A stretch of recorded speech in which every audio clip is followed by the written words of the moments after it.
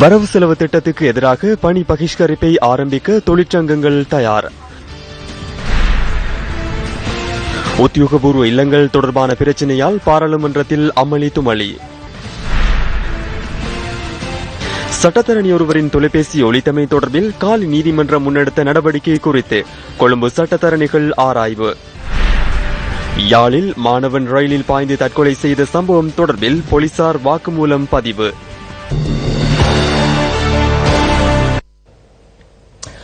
அனைவருக்கும் வணக்கம். நீங்கள் இணைந்து கொள்வது இலங்கையின் முதல்தர செய்தி வழங்குனர் நியூஸ் பஸ்டின் பிரதான செய்திகளோடு உங்களோடு இணைந்து கொள்வது ஜெஃப்ரி ஜெபதார்ஷன். சர்வதேச நாடுகளிலிருந்து எங்களோடு இணைந்து கொண்டிருக்கும் சக்தி டிவி குளோபலூடாக இணைந்து கொண்டிருக்கும் உங்கள் அனைவரையும் சந்திப்பதில் மிகுந்த மகிழ்ச்சி.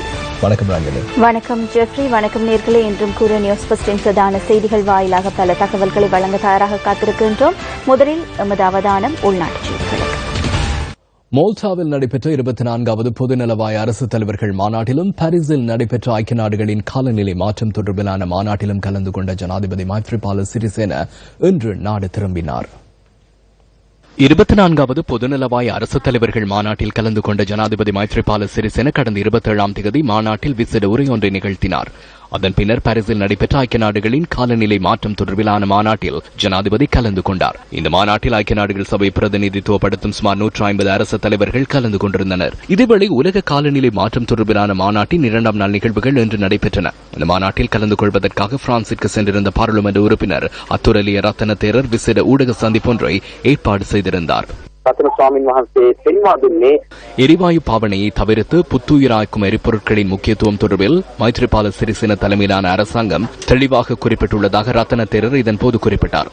எனவே இலங்கையின் கார்பன் ஆக்சைடு வாயு சூழலுக்கு அதிக அளவில் விடுவிக்கப்படுவதை தவிர்த்து சூழலை பாதுகாக்கும் வகையிலான எரிவாயு பாவனைக்கு செல்வது தொடர்பிலான பொறுப்பு ஜனாதிபதிக்கும் தற்போதைய அரசாங்கத்துக்கும் உள்ளதாக தேரர் இதன்போது குறிப்பிட்டார்.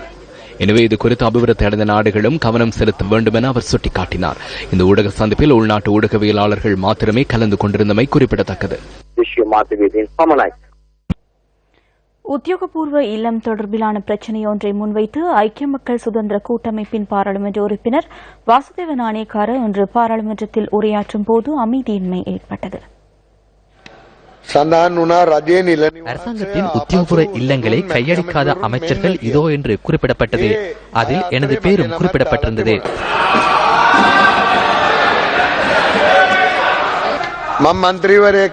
பாராளுமன்ற உறுப்பினர் என்ற வகையில் உத்தியோகபூர்வ இல்லம் ஒன்றை பெற்றுக்கொள்ள எனக்கு உரிமையுள்ளது. தற்போதுள்ள உத்தியோகபூர்வ இல்லத்திலிருந்து வெளியேறுவதற்கு மற்றொரு இல்லத்தை வழங்குமாறு உங்களது செயலாளருக்கு கூறினேன். எனினும் அது இன்னும் எமக்கு கிடைக்கவில்லை. அரசு நிர்வாக அமைச்சின் செயலாளருக்கு நாம் இதனை அறிவித்தோம்.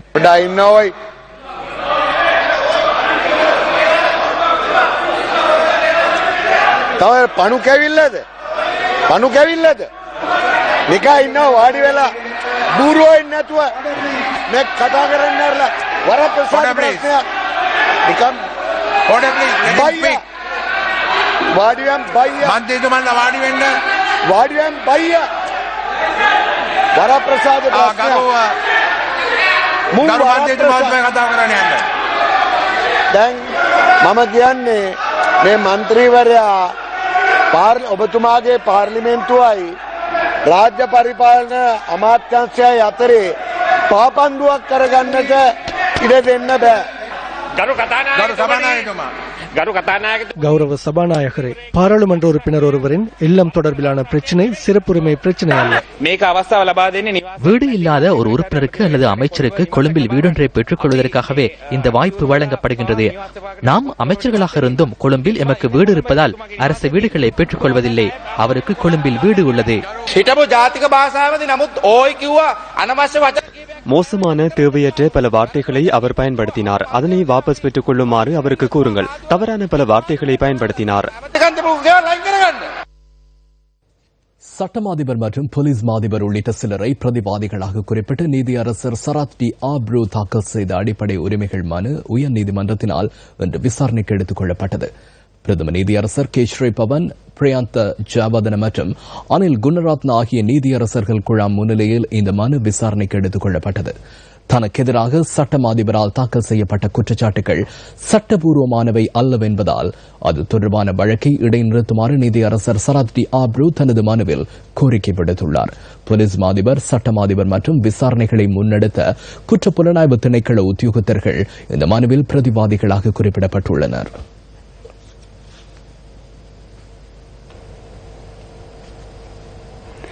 கொழும்பு பிரதம நீதவான் நீதிமன்ற சட்டத்தரணிகள் சங்கம் மற்றும் கொழும்பு மேல் நீதிமன்ற சட்டத்தரணிகள் சங்கத்திற்கு இடையில் இன்று கலந்துரையாடல் இடம்பெற்றுள்ளது. ஜனாதிபதி சட்டத்தரணி ரியன்சிஆர் சகுலரத்னவுக்கு எதிராக காலி மேல் நீதிமன்ற நீதிபதி மேற்கொண்ட நடவடிக்கை தொடர்பில் இதன்போது கவனம் செலுத்தப்பட்டுள்ளது. ரியன்சிஆர் சகுலரத்னவின் தொலைபேசி நீதிமன்றத்தினுள் ஒலித்தமையினால் காலி மேல் நீதிமன்றத்தில் அவருக்கு எதிராக நேற்று குற்றப்பத்திரம் சமர்ப்பிக்கப்பட்டிருந்தது. சங்கம் දෙකම ඒකාබද්ධව யோஜனா துணක් சம்மත කරනු ලැබුවා. இரண்டு சங்கங்களும் கூட்டாக 3 தீர்மானங்களை நிறைவேற்றியுள்ளனர். குறிப்பாக ருமேஷ் சில்வாவிடம் இதனை சமர்ப்பித்து சமரசம் செய்யக்கூடிய வாய்ப்புள்ளதா என்பதை உயர் நீதியரசருடன் கலந்துரையாடுமாறு முதலாவதாக நாம் கோரிக்கை விடுத்துள்ளோம். இரண்டாவதாக இதனை சமரசம் செய்து கொள்ள முடியாவிட்டால் வியாழக்கிழமை பகல் 12 மணிக்கு சகல சட்டத்தரணிகளும் இது தொடர்பில் எதிர்ப்பு கூட்டம் நடத்துவதற்கும் ஏகமனதாக தீர்மானிக்கப்பட்டுள்ளது. இந்த 2 வழிமுறைகளும் நியாயமான பதில் கிடைக்காவிட்டால் காலி மேல் நீதிமன்றம் வரை எமது சட்டத்தரணிகள் 300 பேர் செல்வதற்கும் ஏகமனதாக தீர்மானிக்கப்பட்டது. இந்த தொழிற்சங்க நடவடிக்கை முன்னெடுக்கப்படுவதன் நோக்கம் எந்தவொரு நீதிபதியும் பாரபட்சமாக செயற்பட வேண்டும் என்பதற்காக அல்ல.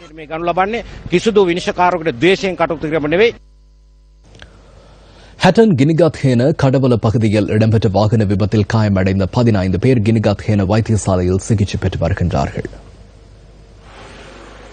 ஹட்டனிலிருந்து கண்டி நோக்கி பயணித்த தனியார் பஸ்ஸும் கொழும்பிலிருந்து ஹட்டன் நோக்கி பயணித்த இலங்கை போக்குவரத்து சபைக்கு சொந்தமான பஸ்ஸும் நேருக்கு நேர் மோதி விபத்துக்குள்ளாகியுள்ளதாக எமது பிராந்திய செய்தியாளர் தெரிவித்தார். விபத்தில் காயமடைந்து வைத்தியசாலையில் அனுமதிக்கப்பட்டவரின் நிலைமை கவலைக்கிடமாக இல்லை என கினிகத்தன வைத்தியசாலையின் பேச்சாளர் ஒருவர் தெரிவித்தார். எவ்வாறாயினும் குறித்த 15 பேரும் தொடர்ந்தும் சிகிச்சை பெற்று வருவதாகவும் கினிகத்தன வைத்தியசாலையின் பேச்சாளர் ஒருவர் மேலும் குறிப்பிட்டார். விபத்து தொடர்பில் கினிகத்தன போலீசார் மேலதிக விசாரணைகளை மேற்கொண்டு வருகின்றனர். யாழ் கோண்டாவில் பகுதியில் மாணவன் ஒருவர் கடந்த வாரம் ரயிலில் பாய்ந்து தற்கொலை செய்த சம்பவம் தொடர்பில் ஒருவரிடம் போலீசார் வாக்குமூலம் பதிவு செய்துள்ளனர். யாழ் கொக்குவில் இந்து கல்லூரியின் உயர்தர வகுப்பைச் சேர்ந்த ராஜேஸ்வரன் செந்தூரன் என்ற மாணவன் கடந்த 26ஆம் தேதி கடுகதி ரயிலில் பாய்ந்து தற்கொலை செய்து கொண்டார். இதனை அடுத்து சம்பவ இடத்திற்கு அப்பால் மாணவனின் பாடசாலை புத்தக பையிலிருந்த அப்பியாச கோப்பியில் இருந்து மாணவனின் கையெழுத்துடன் கூடிய கடிதம் ஒன்றை போலீசார் கண்டெடுத்தனர். அதன் பின்னர் செந்தூரனின் கையெழுத்துடன் காணப்பட்ட கடிதம் தொடர்பில் கோப்பாய் போலீசார் விசாரணைகளை மேற்கொண்டு வந்தனர். இந்த நிலையில் போலீசார் சம்பவ இடத்திற்கு செல்வதற்கு முன்னதாக மற்றொரு இளைஞன் மாணவனின் புத்தக பையிலிருந்து அப்பியாச கோப்பியில் எழுதப்பட்டிருந்த கடிதத்தின் 5 பிரதிகளை எடுத்துள்ளதாக போலீசாருக்கு தகவல் கிடைத்துள்ளது. இதற்கமைய சந்தேகத்தின் பேரில் கோண்டாவில் பகுதியைச் சேர்ந்த 31 வயதான இளைஞன் ஒருவரிடம் இருந்து வாக்குமூலம் பதிவு செய்ததன் பின்னர் அவரை விடுவித்துள்ளதாக போலீசார் குறிப்பிட்டனர். இதற்கமைய சந்தேகத்தின் பேரில் கோண்டாவில் பகுதியைச் சேர்ந்த 31 வயதான இளைஞர் ஒருவரிடம் இன்று வாக்குமூலம் பதிவு செய்த பின்னர் அவரை விடுவித்துள்ளதாக போலீசார் குறிப்பிட்டனர். செந்தூரனின் கடிதத்தை பிரதி எடுத்தமைக்கான காரணம் உள்ளிட்ட கடிதத்தின் பின்னணி குறித்து கோப்பாய் போலீசார் தொடர்ந்தும் விசாரணைகளை மேற்கொண்டு வருகின்றனர். பாலியல் வன்புணர்வுக்குட்படுத்தப்பட்டு கொலை செய்யப்பட்ட புங்குடுதீவு மாணவி வித்யாவின் கொலை வழக்கின் 9 சந்தேக நபர்கள் எதிர்வரும் 15ஆம் தேதி வரை விளக்கமறியலில் வைக்கப்பட்டுள்ளனர். சந்தேக நபர்கள் 9 பேரும் இன்று ஊர்காவற்றுறை நீதவான் எஸ் லெனின்குமார் முன்னிலையில் ஆஜர்படுத்தப்பட்ட சந்தர்ப்பத்திலேயே இந்த உத்தரவு பிறப்பிக்கப்பட்டுள்ளது. வித்யாவின் மரபணு பரிசோதனை அறிக்கை நீதிமன்றத்தில் இன்று சமர்ப்பிக்கப்படாத நிலையிலேயே வழக்கு ஒத்திவைக்கப்பட்டுள்ளது. 4ஆம், 7ஆம் மற்றும் 9ஆம் இலக்க சந்தேக நபர்கள் சார்பில் சட்டத்தரணி ஒருவர் இன்றைய தினம் நீதிமன்றத்தில் ஆஜராகி இருந்ததாக ஊர்காவற்றுறை நீதிமன்ற பதிவாளர் கூறினார். துறைமுகம் மற்றும் கப்பல் துறை அமைச்சர் அர்ஜுன ரணதுங்கவின் 52வது பிறந்த தினத்தை முன்னிட்டு இன்று நிகழ்வுகள் ஏற்பாடு செய்யப்பட்டிருந்தன. அர்ஜுன ரணதுங்கவின் பிறந்த தினத்தை முன்னிட்டு இன்று மினுவாங்குட ராஜமகா விகாரையில் அன்னதான நிகழ்வு ஒன்று ஏற்பாடு செய்யப்பட்டிருந்தது. அதனை அடுத்து வைபவம் ஒன்றும் நடைபெற்றது. பிரதமர் ரணில் விக்ரமசிங்க தலைமையில் நடைபெற்ற இந்த நிகழ்வின் போது டிசம்பர் புரட்சி எனப்படும் உடன்படிக்கையின் 1 வருட பூர்த்தியும் நினைவு கூறப்பட்டது.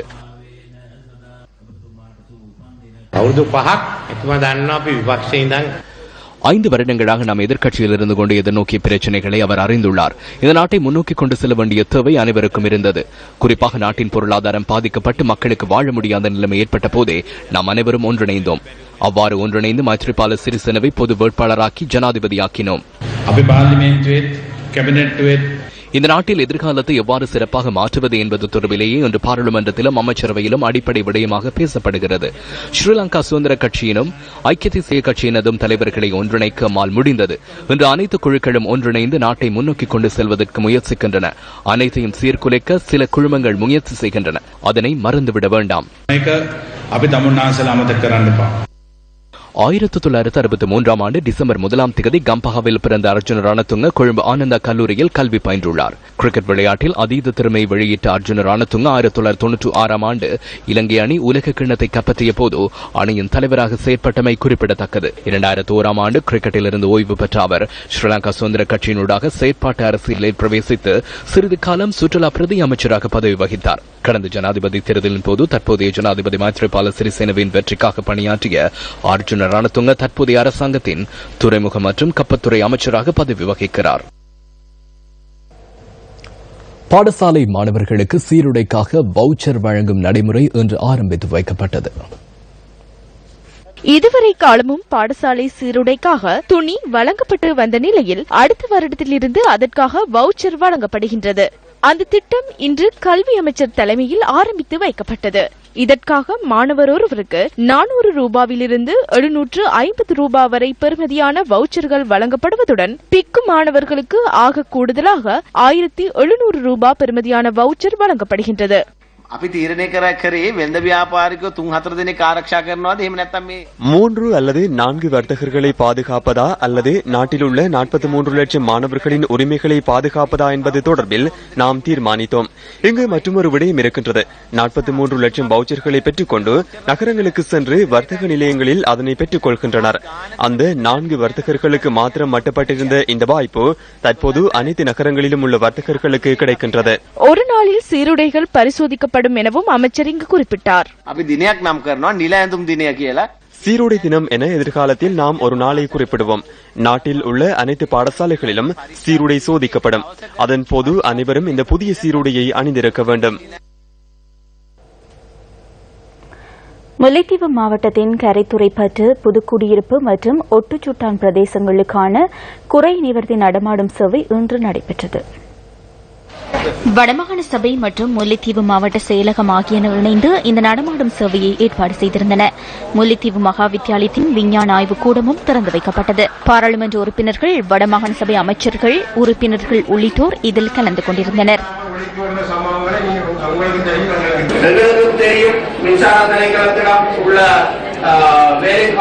அவர்களுக்குரிய பொருட்கள் கிடைக்காமை போன்ற பல்வேறு விடயங்கள் உணரக்கூடியதாக இருக்கின்றது.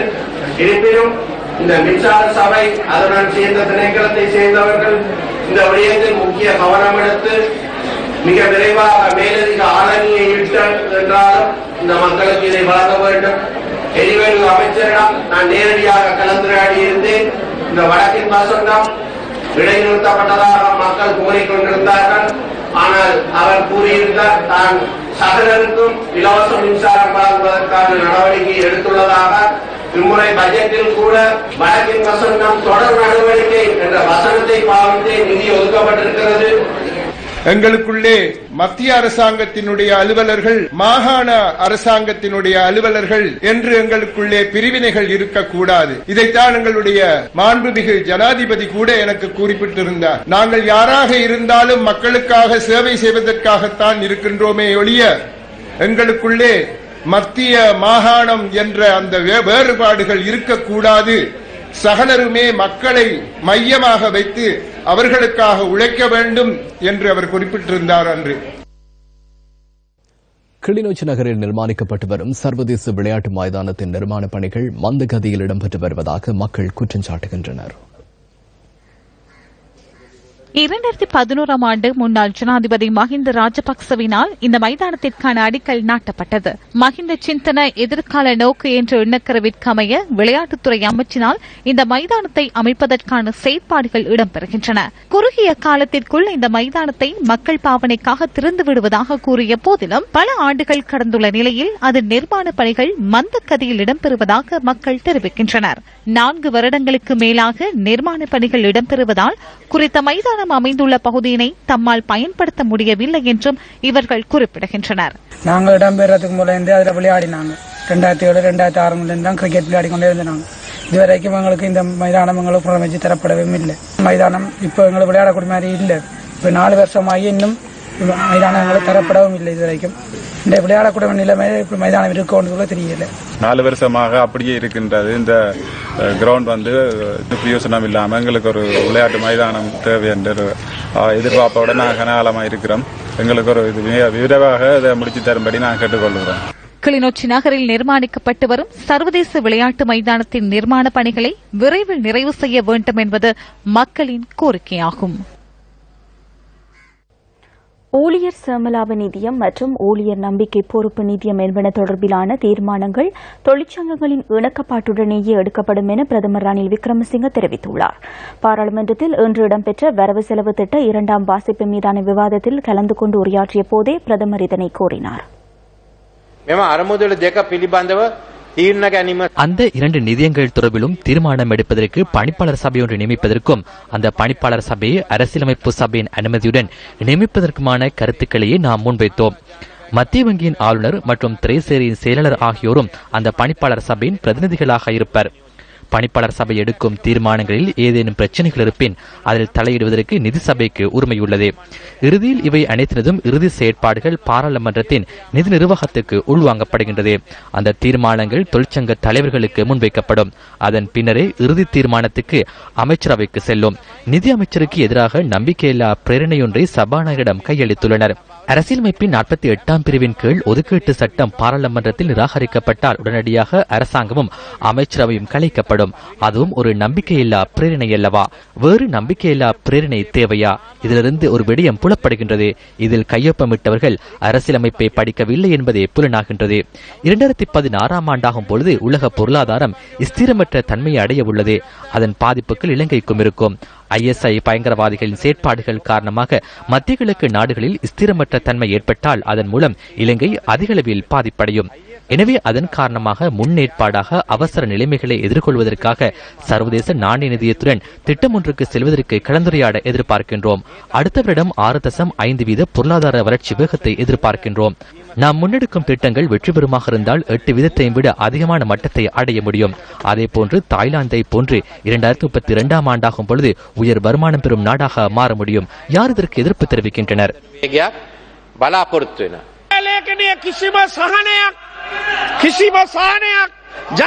இந்த வரவு செலவு திட்டம் உள்ள மக்களுக்கு எவ்வித நிவாரணம் வழங்கப்படவில்லை. சர்வதேச பொருளாதார பிரச்சினை தொடர்பில் பிரதமரும் ஏற்றுக்கொண்டார். அது உண்மை. நிதியமைச்சர் கடந்த 3 மாதங்களில் 300 மில்லியன் ரூபாய் நோட்டுகளை அச்சிட்டுள்ளார்.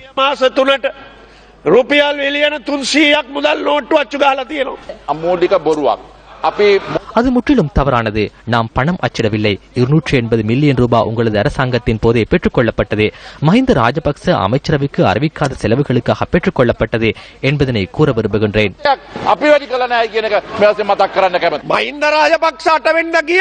மஹிந்த ராஜபக்ச 8ஆம் தேதி போய்விட்டார். 9ஆம் தேதி நீங்கள் அரசாங்கத்தை பொறுப்பேற்றீர்கள். வேறு கதைகளை கூற முயல வேண்டாம். பாராளுமன்ற விவாதம் நேரடியாக ஒளிபரப்பு செய்யப்படுகின்றது. எனினும் இது போன்ற ஒரு பொய்யை கூறுவதற்கு அதிக நேரத்தை பெற்றுக் கொள்வதால் உண்மையை கூறுவதற்கு நேரம் இல்லை.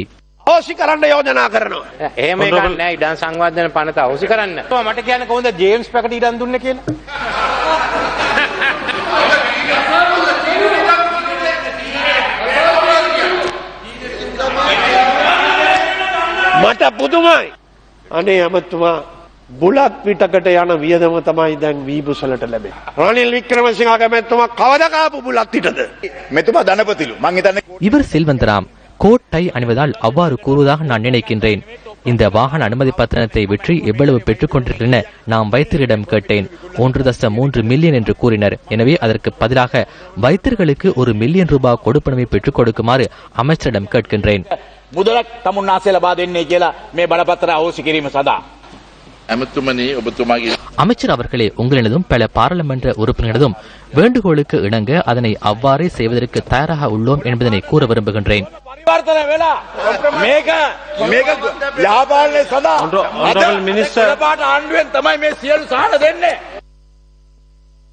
புதிய அரசோடு இணங்கி செயல்படுவதாக மக்களுக்கு காட்டிக் கொள்பவர்களும் அரசின் அதிகார மையங்களில் செல்வாக்கு செலுத்தக்கூடியவர்களாக இருக்கும் சிலரும் செயல்படுகின்ற விதமானது புதிய ஆட்சிக்கு அபகீர்த்தியை ஏற்படுத்துவதாகவே அமைகின்றது. அவர்கள் இங்கு புதிய ஆட்சியை தமது அரசியல் மாற்ற கருத்துடையோரை பழிவாங்குவதற்கும் அவர்கள் மீது அவதூறுகளை சுமத்துவதற்கும் பயன்படுத்துகின்றனர்.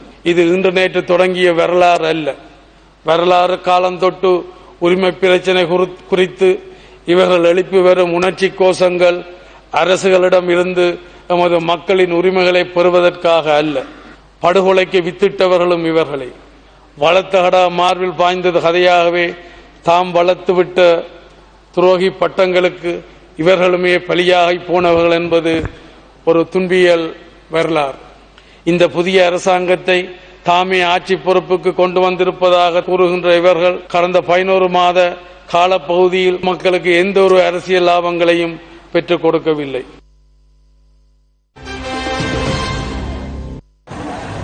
மஹியங்கன பதியத்தலாவ வீதியில் தெஹிகொல்ல பகுதியில் இன்று இடம்பெற்ற வாகன விபத்தில் 2 காயமடைந்துள்ளனர். கட்டுப்பாட்டை இழந்த மோட்டார் வாகனம் ஒன்று அருகில் இருந்த பஸ் தரிப்பிடத்தில் மோதுண்டு விபத்துக்குள்ளானது. இதனால் பஸ் தரிப்பிடத்தில் இருந்த 2 வயோதிப பெண்கள் படுகாயமடைந்த நிலையில் மஹியங்கன வைத்தியசாலையில் அனுமதிக்கப்பட்டனர். இதன்போது வாகன சாரதி தப்பியோடியுள்ளதுடன் மஹியங்கன போலீசார் மேலதிக விசாரணைகளை மேற்கொண்டு வருகின்றனர். அனுமதி சீட்டு பெறாமல் மீனவர்கள் கடற்றொழிலுக்கு செல்வதால் இலங்கையில் அவர்கள் கைது செய்யப்படும் போது அது குறித்து நடவடிக்கை எடுப்பதில் சிக்கல்கள் காணப்படுவதாக ராமேஸ்வரம் மீன்வளத்துறை சுட்டிக்காட்டியுள்ளது. அனுமதி சீட்டின்றி கடற்றொழிலுக்கு செல்லும் மீனவர்களுக்கு எதிராக கடும் நடவடிக்கை எடுக்கப்படும் என ராமேஸ்வரம் மீன்வளத்துறை எச்சரிக்கை விடுத்துள்ளது. படகொன்றுக்கு அனுமதிக்கப்பட்டவர்களை விட அதிகளவான மீனவர்கள் கடற்றொழிலுக்கு செல்வதாக தெரிவிக்கப்படுகின்றது. மலையகத்தில் தொடர்ச்சியாக பெய்த கடும் மழையினால் பண்டாரவளை ஹப்புதலை பகுதி லீக் செய்கையாளர்கள் நட்டத்தை எதிர்நோக்கியுள்ளதாக தெரிவிக்கின்றனர்.